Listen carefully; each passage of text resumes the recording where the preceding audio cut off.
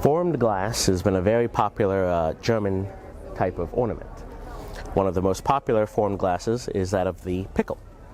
The Christmas pickle is a German tradition in which the very last ornament put upon the tree on Christmas Eve would be a small glass or wooden pickle. It would be hidden while the children are asleep, and on Christmas Day, the children would come out, and before they're allowed to open any gifts, would have to find the pickle.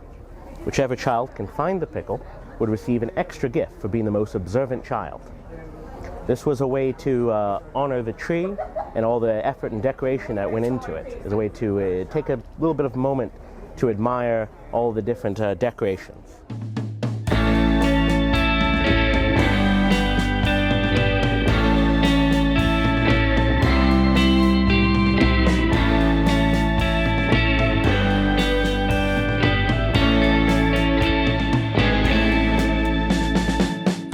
This one time in college, you took it upon yourself to purchase a glass ornament from the university store.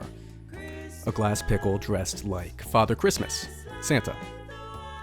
A lot of people like pickles. You casually enjoy a pickle, mostly as an ingredient or garnish. But you wouldn't just enjoy a whole pickle on its own. You don't like them that much. The amount of cultural context required to appreciate this object is pretty astounding. You need to understand what a pickle is, but you also need to understand Santa, and Santa's wardrobe, and the practical application of a Christmas tree ornament. But if you read too much into the details, you might begin to question design choices, like how it's made of incredibly fragile glass, and for some reason, has a set of scary sharp teeth, as though to hide something sinister in plain sight.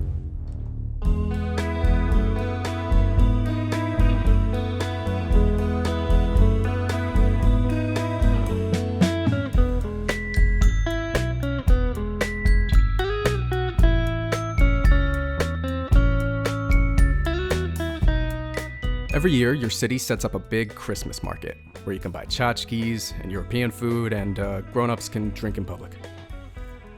It's really charming, and no one bothers you for walking around with a camera. They actually really like it. Yeah, just tell me what we're looking at. All right, this is Katie Wolfhard here. Katie Wolfhard is one of the largest, if not the largest, Christmas markets in the world. And this is our stand here at the Baltimore Christmas Village. Over here we have our Christmas smokers.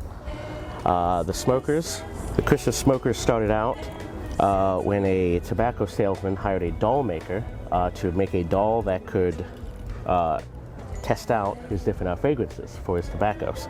How they work now is they come apart here. We have cone incense that we set down at the bottom, light, and then when you close them up, it comes out the mouth. A lot of them you'll see usually come with pipes, and they'll actually have the appearance of smoking the pipes. These egg ones here are all Duftelmännchen. That's an egg? Yep, all of these are little egg shapes. Good shit. Chicken nugget buddies. Yep. As you got older, you began to tell people that you celebrate Christmas not as a Christian, but a reluctant capitalist. The rampant consumerism became increasingly horrific in your early adulthood in the wake of a pandemic, political turmoil, and the constant reminders about wealth disparities, racial disparities, climate change, and every other goddamn thing to send you spiraling into an existential pit of despair. Let's see, looks like we have the last of the two Steins.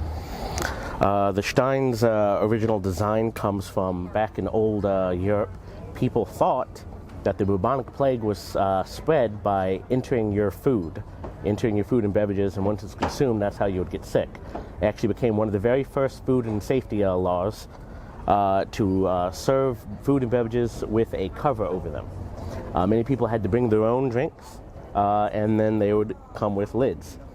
In order to tell your cup from everyone else's, they would make little designs on them so they could tell whose is who, and then it became kind of a competition of art to one-up your friends by having a more intricate and better designed mug than everybody else.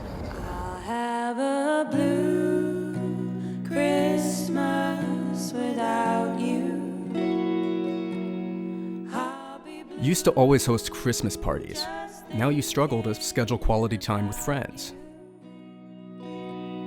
Decorations are red on that green. you and the world around you changed, including how you celebrate and who you celebrate with. So instead of sitting in your apartment drinking with friends, you go to a bar with just a few friends so they can watch you drink there.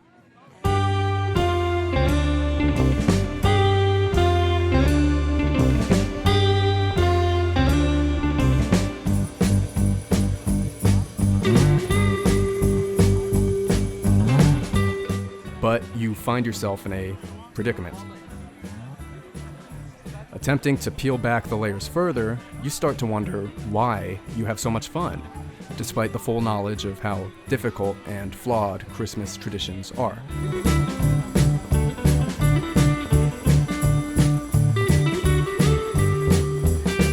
Growing up, Christmas was actually a pretty depressing time because it seemed like your family went out of their way to treat each other poorly.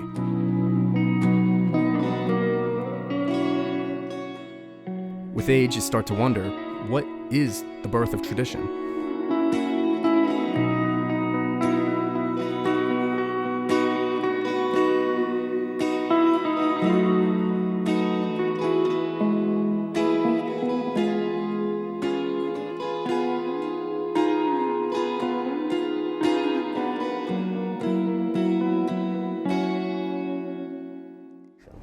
Now, this pickle tradition, it's a true story?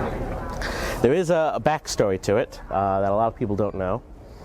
The American company Woolworths, in order to capitalize on the popularity of blown glass ornaments, around sometimes in the 50s or 60s, ordered several large shipments of blown glass ornaments, such as these. They ordered everything from animals to shapes, cars, clothings, anything they could get, even foods. Due to a shipping error, they got a large, overstocked shipment of glass pickles. A friend of the manager's was a World War II journalist, and now the manager, having no idea how to sell glass pickles to people, his friend, the journalist, fabricated the story of the German pickle tradition. It was entirely fabricated and has no actual basis in any German tradition. Now, the fascinating part, though, is Americans who took on to it would accept the tradition and start making it into their own houses. This tradition then started to spread from Americans visiting Germany, explaining the tradition as if it were fact.